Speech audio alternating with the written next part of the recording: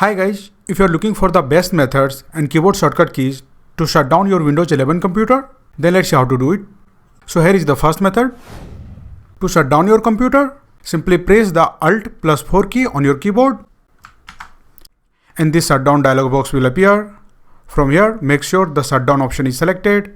Here you can use the up arrow and down arrow key on your keyboard to select shutdown, restart or sleep mode, whatever you want to do.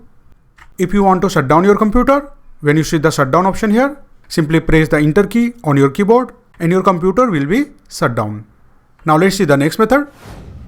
To quickly shut down Windows 11 computer, simply press the Windows key plus X key together on your keyboard and then press the U key twice on your keyboard and your system will be shut down. Now let's see the next method.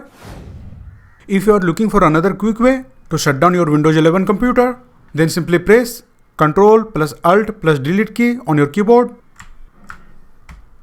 And now here you will see the power icon. Simply click on it. And now here select the shutdown option and your PC will be shut down. So that's it guys. This is how you can easily shut down your Windows 11 computer using the shortcut keys. If you like this video, please subscribe the channel.